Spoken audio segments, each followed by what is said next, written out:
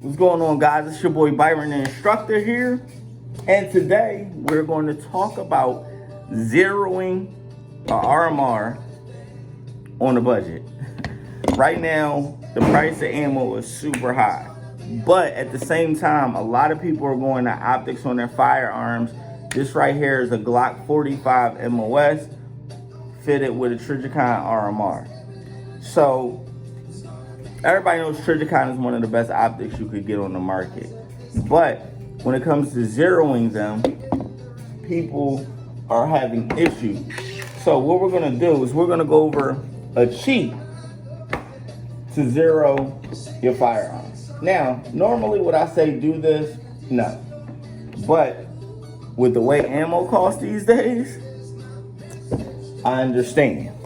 So what you wanna do, Wheeler makes these, and this is kind of like a laser bore sighter. What this will do, let me drop the slide down. Now, before I do that, because I can see the trolls already. I already took it out.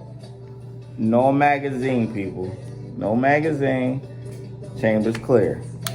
Internet trolls don't give you a break.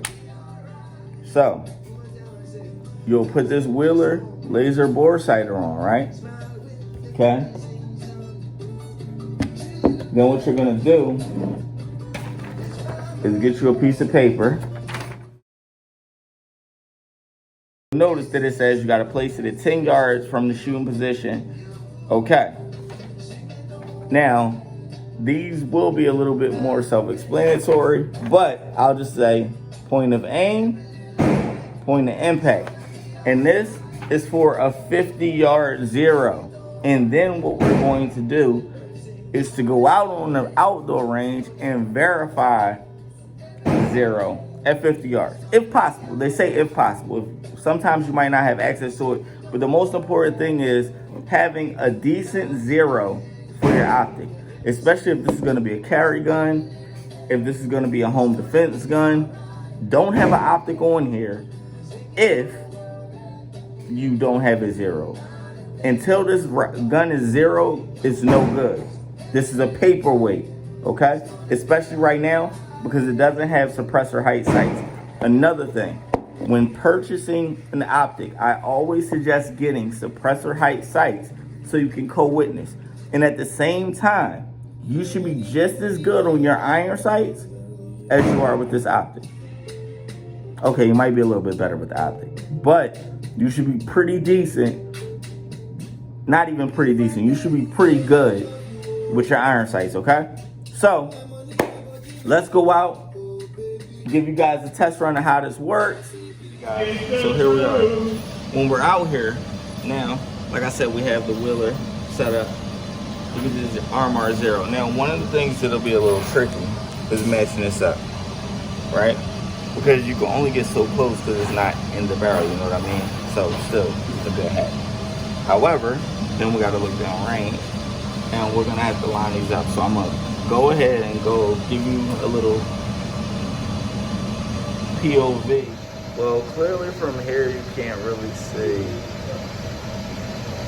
where the dot is. Okay guys, so you end up firing a few shots just to see what's going on and get in a good area. And you see, these were one of the ones. Now this one I would say, this one was definitely me. That one was definitely me. And I was working the angles, I pulled that one too. Now what I did is, now I'm getting right there to get that solid press, okay? Now once again, point the aim, point the impact. One thing that might be a little confusing for everybody is how it says up on the RMR, but up will be down. So I went through extra rounds figuring that out and fine tuning everything. But end result, you got it in. As you can see, when I was working with the levels, because I got it in here, then it was like, okay, click over, fine. Because I took a couple shots to make sure that was definitely me. I fired that one and I did that one. I'm like, that had to be me. Next one, I dialed it up, boom. Take your time. It could be a tedious process. Now, right was right, I think. But up was down. When you get your RMR, check it out, man. It's crazy. Once again, your boy Byron, the instructor. Have fun, shoot safe.